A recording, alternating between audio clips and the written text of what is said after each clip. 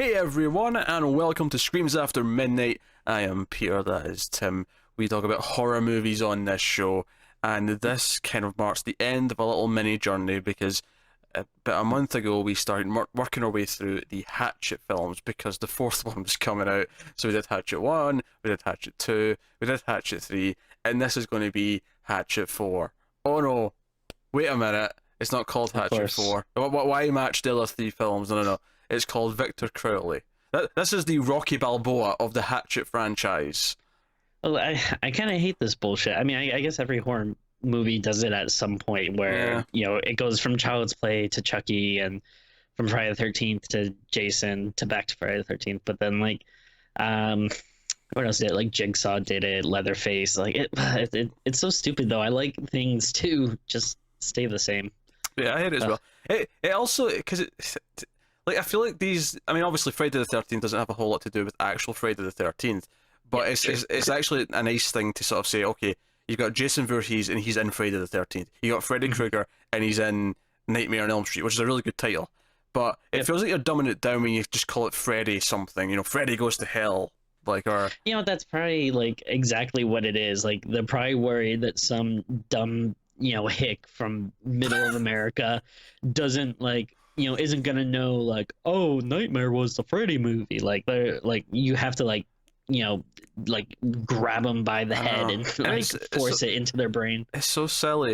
You just put them on the poster, have them in the trailer, they'll see them. And besides, if someone's interested in Friday or Nightmare on Elm Street Part 6, they probably know that Freddy Krueger and Nightmare on Elm Street go hand in hand.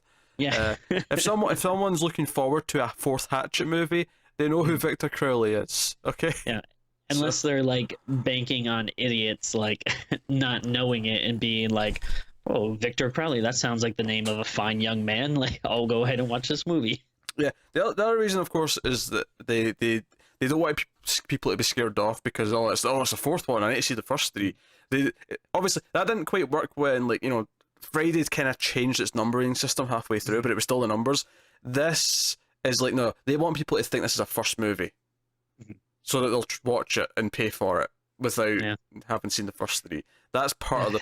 That's why most people don't have numbers anymore. Now it's just a title and then a colon and then another title, because they don't want people to know how many in we are. They don't want to know that this is the fifth Transformers movie. They want them to think, maybe it's just the second one. Maybe I've not missed any.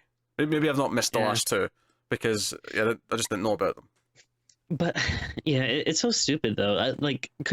Couldn't you also, if you're a dumb Hollywood executive, couldn't you also see it the other way though, where if someone sees a really good trailer and it says, Nightmare on Elm Street 4, but someone's like, wow, that looks really cool, I should go watch the first three. Yeah, isn't there that mentality too?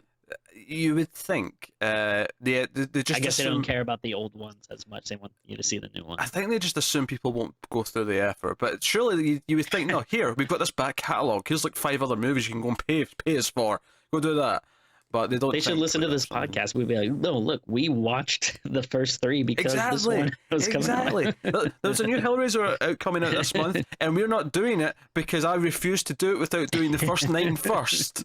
Right, and we are going to do that. We're not starting it until later in the year, but I mean, not everyone's as fussy as I am, but I make the effort. I go do it. That's why comics, at least, I mean, they still do it now, but that was kind of why the editor's note exists, where it'll mention I don't know, back when Venom kicked Spider-Man in the balls, and then it'll say see issue 239 or whatever, right? That's what that was the whole. It was just encouraging people to go and find that issue and buy it and pay for it and keep buying more comics. But hey, that was a weird tangent to go on. This is going to be about Victor Crowley, the fourth in the Hatchet series.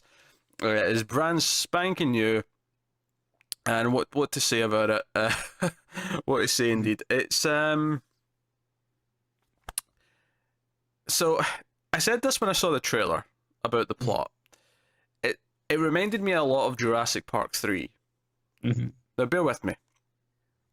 Jurassic Park 3, people convince Sam Neill to go on a plane over the island.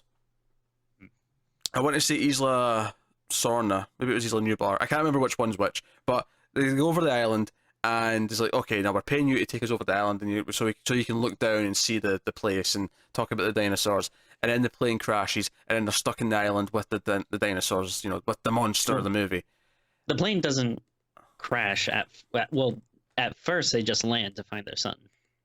Oh, in Jurassic Park 3, sure, yes. Yeah. At first it lands, and then they try to leave, and it crashes. Yeah, that's very true. I love how you're poking holes in my comparison to Jurassic Park. Well, it's my favorite Jurassic Park. Come on. That's the one with the Spinosaurus, and then the mobile phone goes off inside the Spinosaurus. And a talking raptor. Oh, that's right, yeah. It's a dream sequence, but it still cracks me up. It's pretty funny. It's pretty funny. That said, though, I mean, the new one coming out, like the core heart of the story looks like it's going to be the bond between a Velociraptor and Chris Pratt.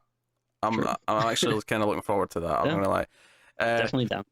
So much like that, we have the lone survivor from the third movie, which is the third Parry Shen character, Andrew, and he's here. It's actually finally 10 years later. It's moved on. This is the funny thing. Even though the sequels have been spread out over the last 10 years, because they kept being set like the next day, they all take place in like 2007.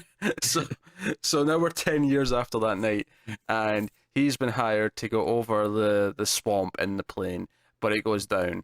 And then we have shenanigans, and we'll get to why Victor Crowley's back, but of course he's back. There's killing, there's blood, there's gore, there's boobs. Not as many boobs, actually, although there is something else just to make up for the boobs, just in case you were worried there wasn't enough nudity. And that's kind of the film. They're trapped in the plane, they're trying to figure things out, and it's once again, it's in the swamp. So there we are. That's Victor Crowley. And obviously we're starting spoiler-free. We'll give you warning before we go into spoilers, but that's the basic premise for it. So I'll ask the question, Tim, how did you feel? How did you enjoy Victor Crowley? I mean, again, I hate to feel repetitive in all these reviews, but I kind of feel the same about the other movies. And I forget if we're in total agreement before, but I think our general consensus was it kind of gets like a little better each movie. I feel like this one was like a slight step back, but it still has everything the series is known for. It still has the over the top gory kills. It still has. I think this one leaned a little bit more into comedy. It definitely than did. the others have. I felt like this was almost a comedy with horror, with the gore in it instead of a horror movie first at times. But which it'd be fine if I thought it was funnier, but I don't think it's like unfunny, but it's probably about 50-50. It's like hit and miss, for me. There's some jokes that are pretty funny, and then there's some jokes that are just kind of grown more than But yeah, I mean, overall, I still had fun, but I'm still not like overly in love with it. Like again, it's just kind of more of the same, but I guess with these movies, not really looking for something to really jump the needle or anything. Do you know, it's funny because I kind of think that this is maybe back a slight step compared to 3, but at the same time, I actually almost like it the most just because it's the only one. Even because I was disappointed when I realized they were still going to be in the swamp, right? Like, okay, we're back in the swamp again. But I actually then was kind of happy, even though it's kind of almost a complaint at the same time, that they spend almost the entire movie like trapped in the plane that's sort of stuck in the swamp. And as strange as this sounds, it was actually refreshing because they weren't wandering around the woods. It was more like a survival movie where they're trying to like stop them from getting in and like like debating how they should handle things. Like it felt different to the first 3, even though they were still in the swamp. And you could argue, they're just trapped in a plane for like the last 40 minutes, but it kind of worked for what it was.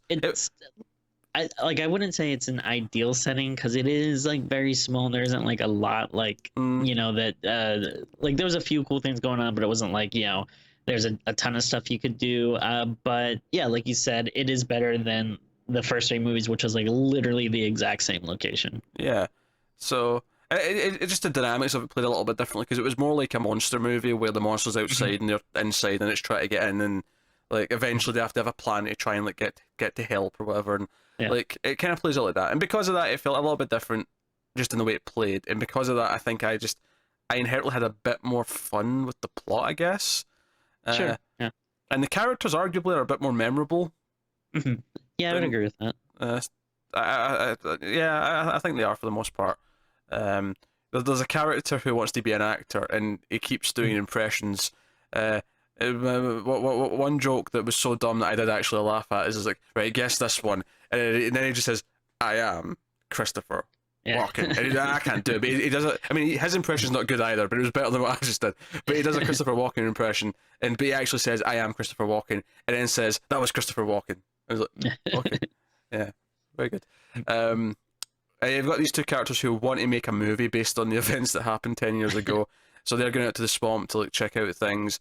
Meanwhile, Andrew, the survivor, has been taken on this plane.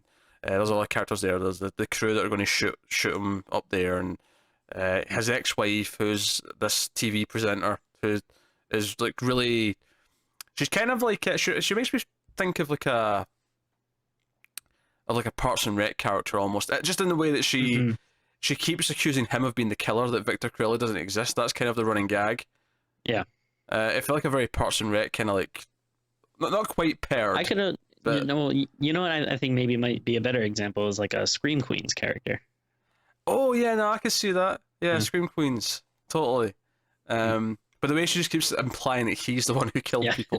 Again, it's kind of a funny running joke. I mean, it's hit and miss. Like sometimes it's funny, sometimes it's not. But it's kind of there. Andrew's got an agent who's played by Felissa Rose. I don't know if you recognised her. I didn't know. Yeah, horror fame was a bit big. Well, I say big, but cult horror movie. She was a star of a cult horror movie. Well, around what time are we talking about? Early 80s. She was a teenager. Early 80s. Mm-hmm. Is the word demons in the title? the word demons is not in the title. When we get to spoilers, there's actually a joke that I think is actually poking fun at the film she was in. Okay. I don't know it off the top of my head. It was Sleepaway Camp. Oh, okay. That's her. Oh, all right. Yeah. I didn't even realize. Because I kind of recognized her. Obviously, she's much older now, but like I recognized her. I'm like, who is that? And I looked at her. I was like, oh, it's okay. It's so like continuing the trend with having like a horror actor of some old movie like be in it. Yeah, that's really cool. God, yeah, I feel like I can't really think of that many off the top of my head, but I do feel like there were like those kind of, horror movie tropes. I think in general this seemed more like less specific jokes, or less jokes specifically about horror movies and more just jokes about like movies in Hollywood in general.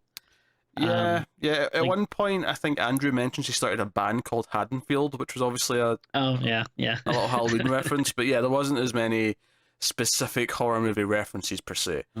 The kills are some fun. I thought the gore looked a bit more cartoony this time, if that makes sense. Sure. Yeah. I don't know, like it felt a bit more fake and intentionally so almost. I don't know. I kind of feel like it. Maybe I'm not remembering all the movies like clearly enough, but it seemed like there were less kills in this one. Oh, it definitely was, because Victor Crowley is not around for the first half of the movie. In fact, the movie opens with a flashback to when he first became like the monster back in like the 60s.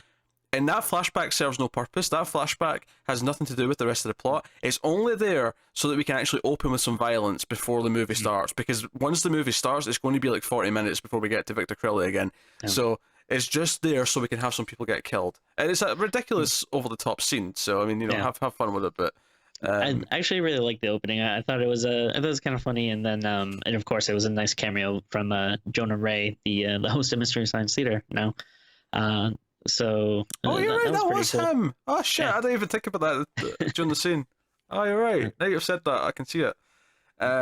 Actually, I'll say this. At one point when they're on the plane, I'm not sure who it is, I have no idea, but at one point like the pilot and the co-pilot walk past and they're really bad actors, and I immediately went, that is a cameo. I don't know who it is, but that's like the director and his brother or something like that. Well, I actually double checked that because I thought the same thing, and yeah, you're absolutely right. One of them was the director, Adam Green, The other was I think his name is Joe Lynch, who I think maybe did the third movie. Yeah, because And Adam Green's written them all. He directed the first and second and this one, but the third one was someone else. So maybe yeah, him. so I think that's him. And he also did a movie actually I just watched recently, Mayhem, which was pretty fun. Some at the watch list. It's Mhm. on the short list to get through. Yeah. It's I don't know if I'd really say horror, so I don't know if we would need to do it for the show, but it's a fun violent movie. That was horror, but there's just a lot of violence. It was very violent. Yeah, it is very gory and stuff, but I wouldn't put it fully in the horror category. Yeah. Maybe it is. Who knows though. So as far as spoiler-free conversation of this goes, I mean, yeah, it's like if you liked the last couple, you're probably gonna like this one. I think oddly it's kind of refreshing, and I do mean slightly. It's not like above and beyond or like this reshaped franchise movie or anything.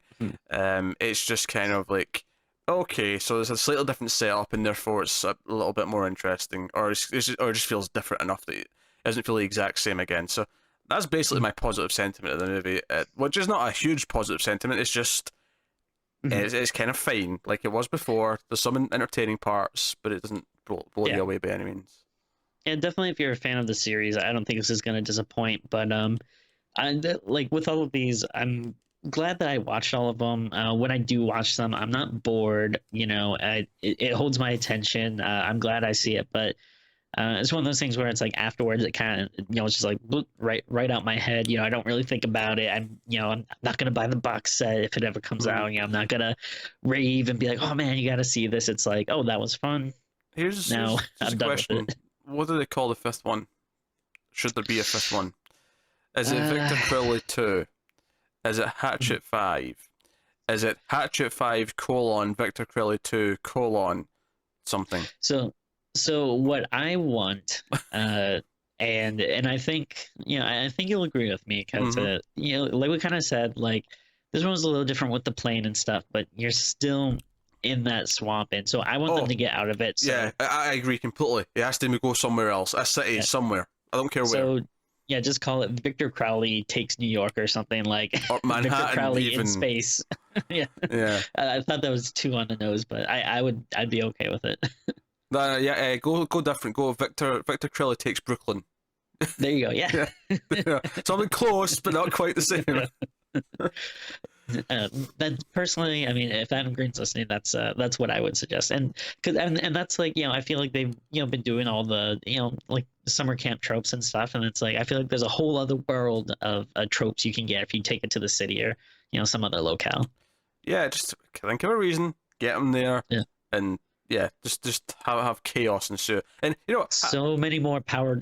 Just have him walk by a construction site and pick up like every power tool other than a belt sander. God, they actually built up the sander in this. They made a point of like Andrew mentions, you like to use his sander, and then you see it like in like the little museum because this is a tourist attraction for sickos, so like to visit the place where this mass murder happened. And you see the sander, and it's like, why is this sander being treated like a thing? It was like the worst weapon in every movie. Stop it. Stop it now. I feel like they kind of want that to be his signature weapon, but I'm like, isn't his signature weapon a hatchet? It's in the title. Maybe that's why they changed the name. Like, we need to get away from this hatchet business. We cornered ourselves in with this hatchet name. Or maybe there's some rights dispute. Someone owns the hatchet, so they had to change it. Oh dear. So yeah, full spoilers then from this point on, I think, so we can just talk about stuff. Speaking. So some jokes work, some jokes don't. One that I just thought was kind of weird is you've got this couple like the girl's the director, boyfriend's coming to help, and he's got a bad version of because there's a whole joke where he's messed up the t-shirt. He's meant to be dressed like the guy in the first movie, and he's messed up the t-shirt. But and I thought that was really funny because if you recall, I mentioned that how back in my hometown that was a big deal because that was a shirt from a local comic book chain. So I don't know if they were kind of making fun of that, like, or because mainly I don't think that chain is around that much. I don't think it's as popular. I don't know if it's kind of a jab at that or whatever. But I thought it was funny. But like her friend is also there. What's her name? Rose, there you go. And she comes out and she's complaining that like they're having sex all night and they're sharing a room because the budget's low for this little fake trailer they're going to go make to try and get funding for a film movie. And like the director, she's like, yeah, you're gonna get changed, by the way. We're leaving soon. And she just starts like getting changed like in front of them, and she's like naked. And the director's like, hey, come on, like I see you naked far too often for being friends. And then her boyfriend's like, I'm okay with it. And like this joke's okay, but what really struck out to me about this scene though is they avoided actually showing the boobs, because like I'm so used to this movie franchise just throwing boobs at me. Now, obviously, you get it in a minute because Andrew goes to his side. He's got a book out about his experience surviving the killings, and there's a running joke how no one's actually read his book, including his manager. Yeah, but he's I thought that was kind of funny. Like, yeah, it's kind of amusing. Like I think at one point he's on the talk show or being interviewed, and like she mentioned something, and he says like, "Oh, like did you read it or something?" And she's like, "Nah, it's on the list." That's funny. Yeah. So honestly, the running joke that like everyone thinks he's a murderer was fairly amusing. But so during the signing, someone comes up, a girl comes up and lifts up her top. She wants somebody to sign her boobs, and it's just like this little moment. I'm like, okay, so we're getting the gratuitous boob shot out of the way. However, I'll forgive it a lot because it sets up a joke that I really like. Because a minute later, this big sort of fat guy comes up. He unzips his pants and he just whips his dick out onto the table and says, "Sign it." Which this isn't a thing, right? I've never heard of this being a thing. I never heard of it either, but I'm sure someone has done it at some point. And he just looks terrified. And this was awkward at first. I'm like, because well, first of all, he just whipped his dick out the table. But it's awkward because like he's like accused him of being a homophobe, and it's like, oh, you've been a homophobe. You're not signing my dick. You just signed her boobs, but you're not going to sign my dick. And I'm like, but what sort of statements he trying to, like, just as a movie, like the director, what's he trying to say here? What is this supposed to be? However, it led to a fantastic joke. So you know what? I forgive it everything. Because he zips up and says, I'm going to go on the Facebook and tell everyone you're a homophobe. And he walks off. And then his manager jumps in and says, well, everyone calls him a murderer, so take your best shot. That was pretty funny. I'll give it that. That line was fantastic. That was the best joke in the movie. I loved it. That was funny. So I will, I'll concede to that. But yeah, to your point, that is something that kind of irked me, especially like as like a comedy nerd and stuff. Like it really, I think the worst thing like someone can do is just wear out their welcome with a joke. And I think it would have been so like funny if he just kind of like whipped his dick out, and then if you just kind of have him look at it and be like, like, oh man, and then that's it. But then they have to go into this whole go into the speech. Yeah, it could have just cut away and then cut back to him saying that I'm going to go to Facebook and tell them you're a homophobe. But no, we actually we have a back and forth between them for a while whilst his dick's out on the table. It does linger too long. But hey. And also, I kind of wanted him to sign his dick. I thought that would have been funny, but no, like. One thing that I do... Here's a question. What part is he signing? He can't sign the head, right? Like, he can't write on that. I guess he was signing the balls, but even that is kind of weird. Like, I mean, how big's the guy's name as well? Like, is it going to fit? I don't... Yeah. But, because boobs are just flat, essentially, fairly flat flesh. Yeah. You can write on. It's just flat skin. It's easy to write on those. Yeah, like luckily you could do that without touching anything else. I feel like with the dick you would actually have to grab stuff to get like you'd have to hold it down. Yeah, you'd have to hold it down so you could like write on it. You have to stretch it out so you could write. But there's like stuff like that kind of throughout like the whole movie where sometimes it'll be like a funny line and stuff, and then if they would just let it go, it'd be a lot funny. Instead, I feel like a lot of times I'll have to keep coming back to stuff. They milk some jokes too long. Absolutely. That's definitely a thing. So basically, Victor Crowley comes back because the little filmmakers, they get out to the swamp and they want to say the incantation, the curse words that formed them in the first place, and they can't quite get the phrasing right, so they place someone saying it properly on YouTube on their phone, and that brings Victor Crowley back to life. Yeah, simple enough. Sure. Yeah, why not? And it comes back to life. And with this type of movie, it's like, how are you gonna bring him back? Like, it doesn't really matter. You just kind of want to get to the kill. Oh, So no, I mean, it's kind of silly, but Jason was brought back multiple times by like getting struck by lightning, so I'm not really going to. I mean, it's not like any worse than like I don't know, like the what was I gonna say? Oh yeah, the first episode of Ash versus the Evil Dead. Remind me, Tim. He's trying to impress a girl, so he takes up an That's right. Yeah, to that's read her right. poetry. Yeah. So he reads from the book while he's drunk or high, and then Come on, Ash. That's right. But hey, and there's a nice little cameo too with Tony Todd is the last video you see. Yeah, that's true. Yeah, so it calls back to that. At one point when they're flicking through a file of all the victims, you see like a lot of the characters from the first two movies. So there's things in there. And then when the plane crashes, a lot of it's just them in the plane, like kind of arguing what to do. And for the most part, this worked for me. I mean, maybe it goes on a bit too long towards the end, where there's a lot. Like I think at one point, Victor Crowley disappears for like a solid 10 minutes while they're just debating in the plane, which maybe was too long. But now I have a quick question: did the plane crash because of the incantation? Like, did that do something in the atmosphere that like brought the plane down? Sure. Okay. I mean, I didn't really think about it. I mean, it's a fair thing to say. It could just be a really, really unfortunate coincidence. Okay. And like I don't know, my kind of takeaway was like, all right, you do this incantation and it kind of unleashes this, bad JoJo or whatever that interferes with the plane or something. I will say that I did like the plane crash. Yeah, that was cool. I liked the body line like falling next to the the filmmaker trio. That was kind of a funny little reaction. Here's something I'll give it credit for. I really thought the director and her boyfriend were going to be like the two main characters. Like I thought they were setting them up, and they actually die first. So I'll give that. Not counting some people who die in the plane crash, but in terms of victims for Victor Crowley, they're actually the first to go. She gets her head stomped on. It's kind of predictable, but I thought it was cool. Like when they're going past his like cabin or whatever, and there's a light that's on like I'm not sure if it was motion or timer.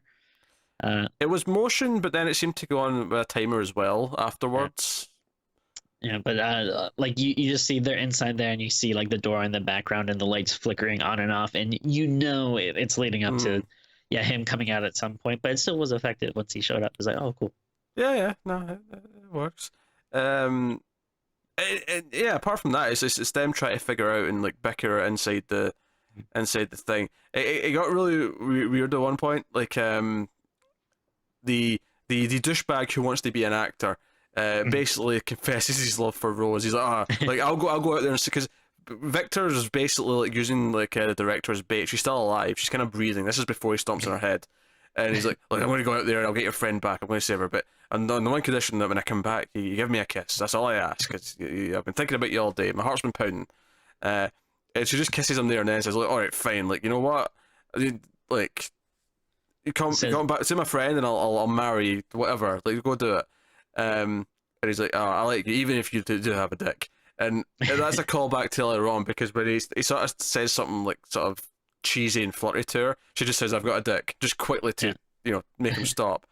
And yeah, there's and again, like I like parts of that, but some of it's just kind of like poor taste and weird. And was that supposed to be a callback to Sleepaway Camp? Well, yeah, that's what I was thinking. I was thinking that joke was specifically there because of Felissa Rose being in the cast. That's funny. That's what I was thinking anyway.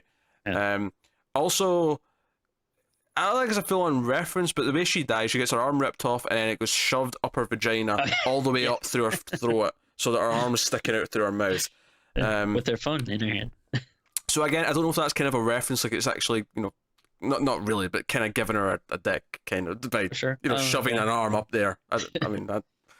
It's loose. Like I admit that's loose, but I'm wondering if they're trying to reference the ending of Sleepaway Camp, which if you've not guessed it, given what I've just said, go look it up. You'll be amazed. It's not aged well. Definitely that ending would not go down well these days, but it is memorable. I'll say that much. It's goddamn memorable. We'll do those movies someday on this show. I promise you that. Where's that revival? Yeah, sleepaway camp. I guess now they would just call it whatever her name was. I don't even remember in the movies. Oh God. I don't know. Oh, that's going to bug the shit out of me now. Oh, I don't know. But 2 and 3 were really good. That's all I'm saying. Teenage Wasteland and something else. That was the third one. The second one, I think, was yeah. The second one was Unhappy Campers, Okay. and the third one was Teenage Wasteland. Was there a fourth one? There they were going to do a fourth one that was like more in line with the first one, but it never Okay. got finished. I think it was called Return to Sleepaway Camp, and then I think they actually made like a proper fifth one at some point, but I never because it was 3 for a long time, and then there was kind of like weird murky ones that added on later. Whenever we do get around to them, I'm sure we'll make a point of exploring the whole thing to see fill in the blanks. But yeah, it's murky after 3, but obviously there's the 3 core ones that everyone. Well, I say everyone. Sleepaway Camp's not that well known a franchise. Horror nerds know what that is. Anyone else does not. But hey, yeah. So she has that death. The whole plan eventually becomes. This is why I say it's kind of like a monster movie, because once they basically start to theorize and start to think about how they can do things, they basically have a plan to turn on the engine of the plane and then try and get Victor Crowley in it to kill him, which is not a bad plan, admittedly. Yeah. And here's the thing: there was a moment in the trailer that I thought was painfully unfunny. Right in the trailer, you see Andrew shoot the flare gun and it goes past Victor's head, and Victor just kind of turns and looks at him. In the trailer, I didn't think that was funny.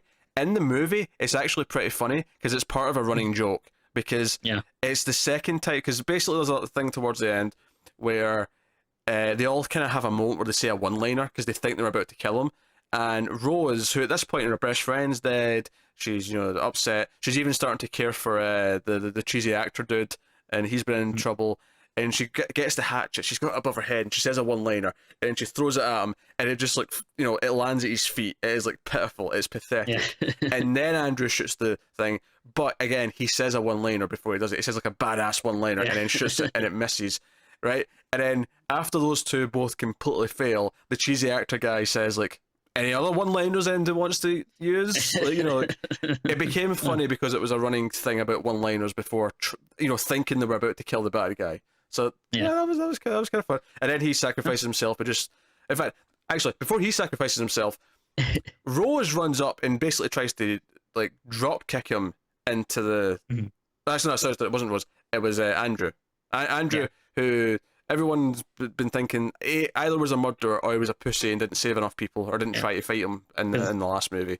He runs up and drop kicks him. Drop kicks Victor Crowley, and he almost goes into the engine. He gets right to the edge of the engine, and he's not quite in. And Andrew's like, "Oh, F my life!" Like he's just annoyed. It's a funny moment. It's played completely for laughs, and then that's when cheesy actor man just tackles him into it and basically sacrifices himself into the jet engine. The characters scream, and it does that thing the first 2 movies did, where it cuts to black at a really awkward time, and then the credits play. That's the end of the movie. And then, did you see like they had a little mid-credit scene? I did see the mid-credit scene because this is something I was thinking about actually during the movie, because they kept referring to him as the only survivor. And the end of the third movie, it did kind of imply that our character was it Mary Beth was her name, Daniel Harris's character. I forget, but I think it was Mary Beth. She was surviving as well, but they kept saying sole survivor, and she was not in this movie at all. And then it got to this scene in the mid-credits. You see it in the news talking about the whole thing. And it feels like the news reporters kind of being judgmental that Andrew survived again. Like, oh, he's survived again. Oh, I wonder why. I bet he's the killer. He's killed another batch of people. Oh my. And then it sort of comes out. You see from behind someone, and then whoever it is goes and grabs a shotgun, and it's Danielle Harris. It's Mary Beth, and she's like, "I've been waiting for you, asshole." And then cocks the gun, and then it goes to the credits. And I have to admit that this mid-credit scene's weak sauce. It's actually kind of funny because it reminds me a lot of the Chucky mid-credit sequences we've had the last couple of times, where it's brought a character back, but no one cares about Mary Beth. Oh no! Well, actually, I would say I watched this with Melissa, and she actually got really, really excited. I guess she really. I don't know. I guess she became attached to her in the last couple of movies. I like Danielle Harris, but Mary Beth was like a nothing character. She was just a waste of space. like, yeah, I mean, I like the actress. I just feel like it's one of those things where if I liked the franchise more, I would be excited. I think But she just wasn't that memorable of a character. I think none of the characters were outside of the running gag with Parry Shen playing this like different characters each time. yeah, Um, I think Rose in this movie is way more memorable and likable than Mary Beth ever really was. sure. I'd still be like, if I'd still be a little interested though, I guess, if they are gonna do another movie, it's gonna be a team up with like them three Yeah. now. I mean, If they all come back, I'd be. yeah. I mean, Parry Shen. Well, Parry Shen clearly has no problem coming back for these movies. Yeah.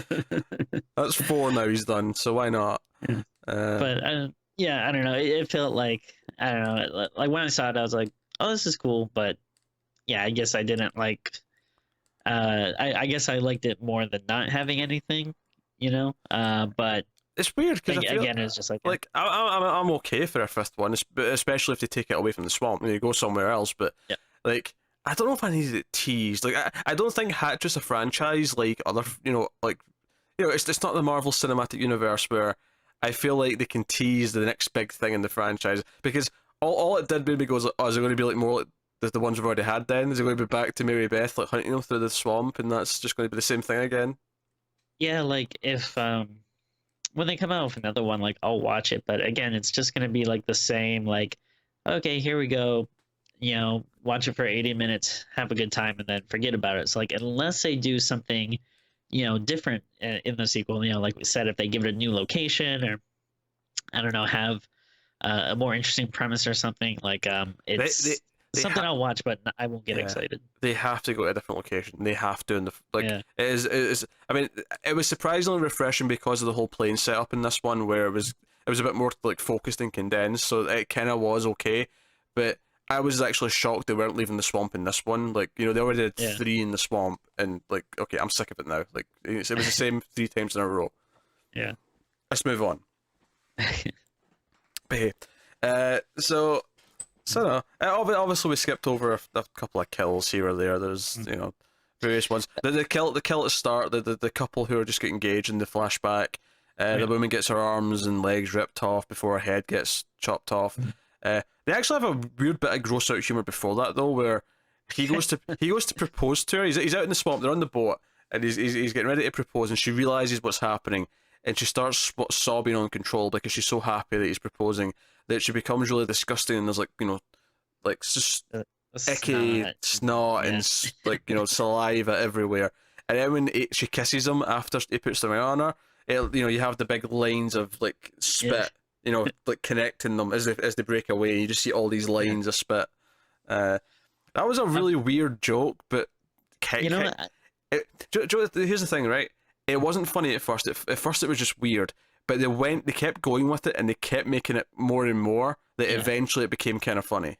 So yeah, I'm usually not the biggest fan of like gross out humor or whatever. But I don't know, for this it actually kind of worked with me. I was like, it's kind of funny, and I liked that I forget his name, but Jonah Ray's character. I liked kind of he was really like playing up the straight man part of it. Like he was like. He wasn't trying to like comfort her or anything. He was just kind of like standoffish, being like, "Ooh, okay, all right, calm down." Like, I don't know, so it kind of worked for me.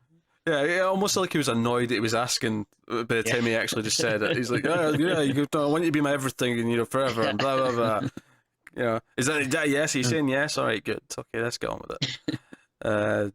So hey, but yeah, there was definitely a few less kills though in the last couple of times, but yeah, like I can't really think of like much that was that memorable because even the kills that were like other than I guess Victor Crowley himself going in the plane engine, like what he really do, just with this it was just more of the same, like crushing a head, ripping off limbs. I think obviously Felissa Rosie's death is the one that stands out. The arm up the vagina through the mouth. Right, yeah, that's the one that I think stands out in terms of that, but that's kind of about it. Yeah, I feel like some deaths, like we didn't even see, like that guy Austin, like we see like his I think he's the one that gets killed by the belt sander, but we don't really see you just see his like scalp like fly into the screen. Yeah. Which is fine, because we've seen him use that weapon so many times that we don't necessarily need to see it again. But that, to me, that just says, well, use something different. give us a funner kill that we've not seen before. But hey. But oddly, I actually kind of like the setup a little bit more in this one, so it kind of balanced out in a weird way to it, at least being on par, probably, with 3 and 2. You know, they're all kind of in the same. I think 1's still definitely the weakest, but I think 2, 3, and 4 are all kind of just hovering against it around the same kind of, fine, not great line. Yeah, they're all in the same ballpark. Yeah. It's and again, it's just, these are like perfectly fine movies. They're, there's nothing wrong with spending 80 minutes this way, but there's nothing there's no lasting impression. This is the thing, we had the benefit of watching these 4 all close together. I feel like if the 5th one's out in like 3 years' time, we're going to be like, who's like, I mean, obviously it's a simple premise, so I don't think we'll struggle, but I feel like, we'll probably forget, like, anyone who comes back will be like, oh yeah, they were meant to be in the last one, okay, fair enough. We'll take your word for it. I wonder if that will help though, because like definitely, story-wise, you might be at a little loss with remembering stuff, but then it might also give you time that like you kind of forget, like when the kills are so similar, it's not as upfront in your mind. That's true. Yeah. Here's part of the problem, I think, though, and it's something the movie had a little bit of, at least when they were looking at the windows of the plane and they could see him walking. Is that this series doesn't really have a lot of like actual stalking. It's just kind of he jumps out and he kills you immediately. Whereas think of Jason, think of Michael, think of Freddy. There's chases. There's try to hide from him. There's try to run away from him. There's all these things. There is one moment in this where Rose is hiding in a tree and she's like up on a branch and she's kind of like trying to like avoid like her tears like hitting the ground, because apparently Victor Crowley has super hearing. Yeah. Hearing things like Superman is weird, but hey. But that is Victor Crowley. If you like the last couple, you like this one. If you did not like the last couple, you will not like this one. You'll feel very similar, most likely. Did I need a 4th Hatchet movie? Not really. I wouldn't feel that upset if they never made another one. But at the same time, I would be upset if they did. So yeah, take that for what you will. Tim, what would you rate it out of 10? I think I'm gonna give it a 5.5, which. And maybe if it was just like a random movie on its own, maybe I might go a little higher, but just kind of judging it like with the other ones, just the fact that it doesn't do anything new and it feels like it takes a step back in the horror elements. I feel like I can't give it too high a score. But again, perfectly fine, passable movie, fun, 80 something minutes, but nothing amazing about it. Let's see. First one I give a 5, second one I give a 5.5. This one I gave a 6. The last one I gave a 6. The third one I gave a 6. This one,